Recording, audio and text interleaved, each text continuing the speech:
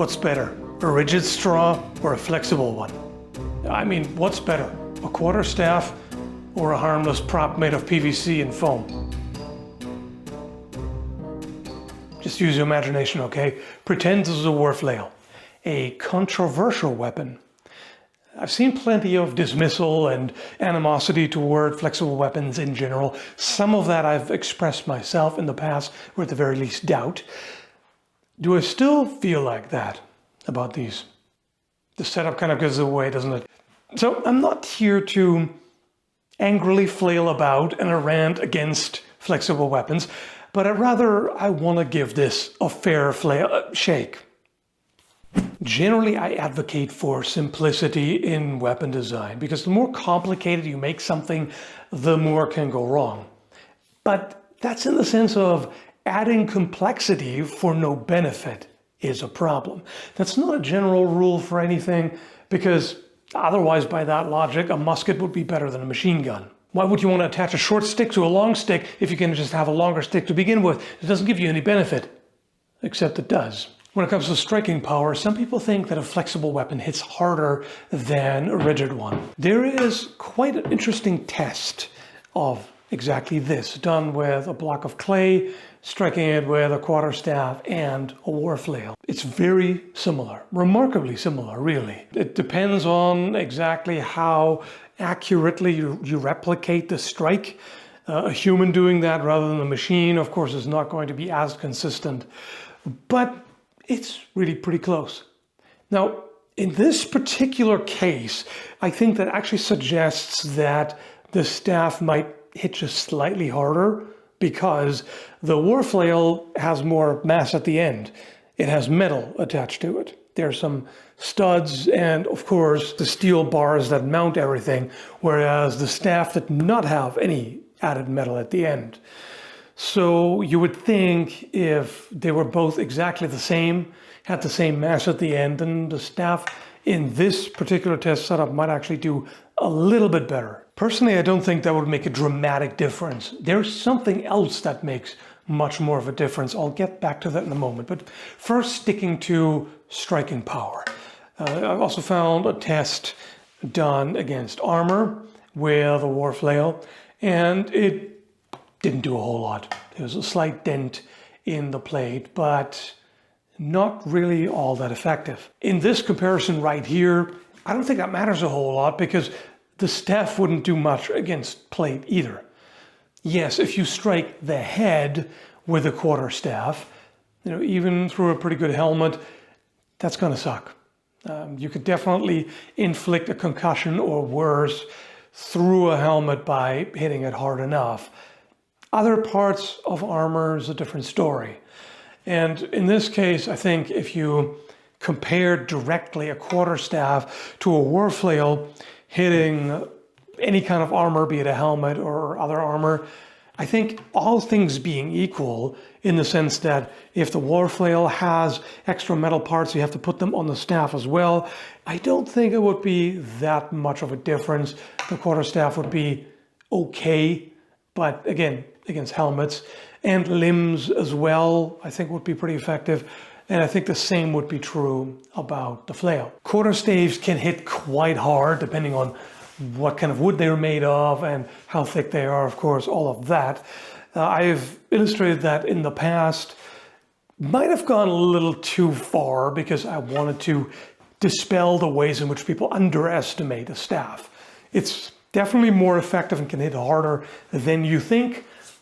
But at the end of the day, it's a headless polearm, right? I mean, obviously, if you take a staff and you put a halberd head on it, or a mace head, or anything else really, it's going to be more dangerous. That's a no-brainer. It doesn't need any further arguments, just bonk. So here's a major difference and a definite benefit of a flail. I've talked before about how great hafted weapons are, like axes and polearms, etc., with the exception of the one weakness, which is the haft. When you strike something forcefully, the force goes in both directions. So the haft has to absorb quite a bit, and it just being wood, it's much more likely to break. That's why so many polearms had metal langets for reinforcement. The flexible connection circumvents that. No matter how hard you hit, you're not going to break the haft. You can damage the striking end, but because it's a much shorter stick, it's so much less likely to break. I mean, everybody knows if you take a long stick and break it over your knee, and then you take the half and break it again, it's harder. And the shorter it gets, the harder it is to break it that way. Although depending on how it's made, what kind of wood is used, and whether you add spikes that go all the way through, it may not be that durable. Can't argue with the effectiveness of the spikes though. It all depends on the construction. It's quite noticeable when you strike something hard with a rigid staff. Oh my god. Your wrist alright? Oh. Yes! Oh, man! Nice. I told you! Squishy targets not so much, but a dense target can be quite punishing when you really lay into it. You know, not a big deal in combat. Comfort, of course, is not a concern, but it shows you how much the staff absorbs, how much it vibrates, which of course over time, hitting something over and over again, eventually is going to break, right? This doesn't do that. So I would argue it's safer to strike with more force with a war flail than with a staff. It's going to be better for both your hands and the weapon. A weaponized threshing flail also cancels out some of the disadvantages of a short hafted single-handed flail, like the poor defense. A flail like that, the longer the chain or other connection and the shorter the handle, the worse it is defensively. There's just not a whole lot you can do. You're pretty much dependent on a shield or some defensive weapon in the offhand. Not so much a problem here. Like, you can definitely defend with this. You can strike into opponents' attacks. You can block passively, or statically, I should say, like that. You can use the other end. It's a little bit awkward here, but you can always grab it like, well, unless it has spikes, I suppose. But there might be at least some part of the flail end that you can grab like this, and then you can use the other end like a staff. With a staff, you can thrust, and there's a lot of that in historical manuscripts. Of course, thrusting with a simple staff compared to a spear is not going to be anywhere near as effective. But if you thrust against the face, that's still going to do something. And even if it's just to push someone away, that's a good option to have. You can't do that with a short flail, but you can do it with this. It's a bit awkward because you have the flail end dangling around and all that, but it's doable. And again, if you want to do it with the other end, hold on to this and use that to push someone away, or again, strike with it. It's so much more versatile than a short flail. The downside is sacrifice reach for some actions. Not for striking, obviously, but if you want to thrust with it, you only have this much to work with compared to a rigid staff that would have quite a bit more. But the length of the haft, of course, is adjustable depending on what you prefer.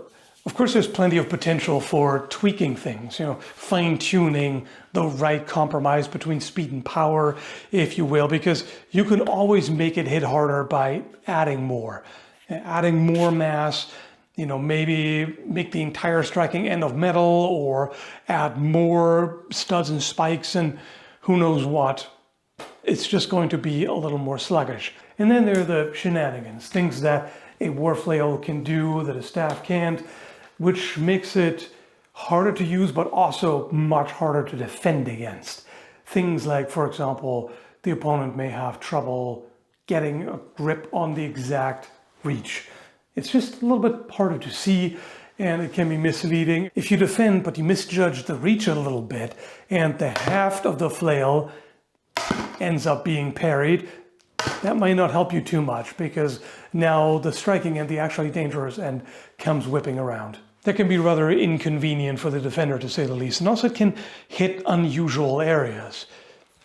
Again, it may not be particularly effective against plate armor, but depending on the particular kind of armor, whether it's light or medium or heavy, even with plate, historically there was a tendency to make the front of the cuirass thicker than the back because you didn't expect to be hit in the back that much. Well, with the flail, that can definitely happen. If you're struck in the shoulder, say, with the haft and the striking end, can absolutely hit you in the back. I'm not going to self-flagellate here, you get the point. Of course, there are downsides as well. It definitely takes some getting used to having this flexible weight at the end that sometimes does semi-unpredictable things. It's a lot easier to just grab a stick and hit with that as opposed to this. And even defensively, you know, again, if you use a deflectional defensive action where you strike into the opponent's attack, it can be a little bit more awkward to do that here because of what the striking end does. Not a big deal in my opinion, but it complicates things a little bit. And sometimes you may not do things as effectively as you intend because of this. Also, staff is obviously quicker and cheaper to make. You don't even need any metal. I mean, technically you don't need metal to make a flail either, but it's more effective that way, of course. But even if you make it as simple as possible, it's going to take longer and cost more than that, even if only a little bit in that case. A staff is also inconspicuous and can be used in everyday life, you know, like as a walking stick and to get apples down from the tree or whatever, to help hop over a little stream, or you know, just a bunch of things you can do, and nobody's going to generally bat an eye if you walk around with one of these. Nowadays, maybe. In medieval times, not so much. That, not as much. It's pretty obvious that this is, I mean, not necessarily a weapon. It can still be an agricultural threshing flail, which is still a little bit more odd to walk around with in everyday life. And if you actually weaponize it, which definitely makes it a lot better, then it's much more obvious as a weapon, and you're not really going to walk around with that as a walking stick. I don't really see that. Maybe if you wanted to get fancy and make some sort of quick detachment where you can remove the chain easily and carry the striking end separately or whatever, and then just use this as a staff. But again, that complicates things and that would reduce the durability. So it has some downsides like anything, but I really think war flails are underrated. When you look at sparring footage, you can see just how effective it is, really. It can defend pretty well, again, unlike a short-handled flail or any flexible weapon with a long chain or rope or whatever that generally can't really defend much at all. This can. It can, you know, whip around in sneaky ways and hit people in unexpected ways. Generally, from what I've seen, a flail like this against a different weapon does really quite well. Now, I would say that it's not as good as most polearms. I mean, if you compare this to a halberd, obviously I'll take the halberd any day. But comparing this to a quarterstaff, I actually think if I had to choose at this point, I would pick a war flail over a simple staff. It may seem gimmicky, and as I said, it definitely feels weird at first until you get used to it, and it requires a good amount of practice. But then again, if you look at all the fancy techniques in staff manuscripts, that also takes plenty of practice. So yeah, I really don't think this is a bad weapon in any way, shape, or form. And I would argue it's better than a simple stick. So let me know what you think in the comments. Feel free to flail angrily if you disagree. Thanks for watching.